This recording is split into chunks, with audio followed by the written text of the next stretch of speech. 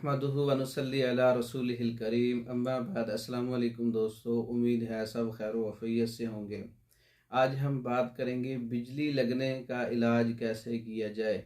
बिजली का शॉक, बिजली के झटके लगते हैं या काम करते हुए बिजली लग जाती है तो उस वक़्त बेहोशी तारी हो जाती है या जिस्म काम करना छोड़ जाता है, तो इसका इलाज कैसे किया जाए।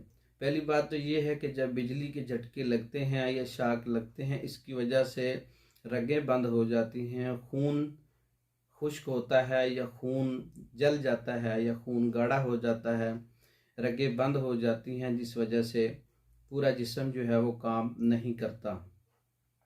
ऐसे मरीज़ को पानी मत पिलाएं।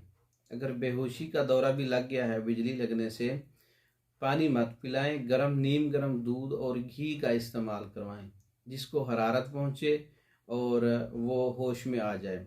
दूसरी बात यह है कि बिजली लगने से रगें बंद हो जाती हैं, तो रगों को खोलने के लिए सौंठ 50 ग्राम, नौशादर 30 ग्राम, काली मिर्च 10 ग्राम फ़ौरन ये नुस्खा तैयार करें।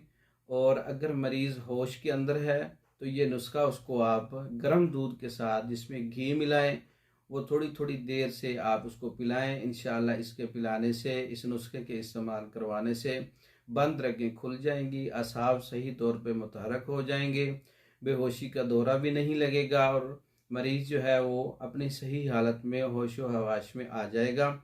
ये एक हुक्मा हजरात का मामूल मतलब नुस्खा था जो आप लोगों की नज़र कर दिया है। मरीज़ को बिजली लगने से फ़ौरन पानी नहीं देना चाहिए, फ़ौरन गर्म घी और दूध का इस्तेमाल करवाना चाहिए।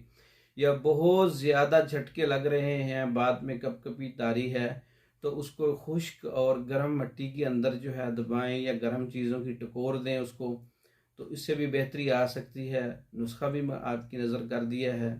अगर अच्छा लगा है तो दूसरे लोगों तक शेयर कर दें, वीडियो को लाइक कर दें, चैनल को सब्सक्राइब कर दें। दूसरी वीडियो तक के लिए इजाज़त दें। अस्सलामु अलैकुम रहमतुल्लाह।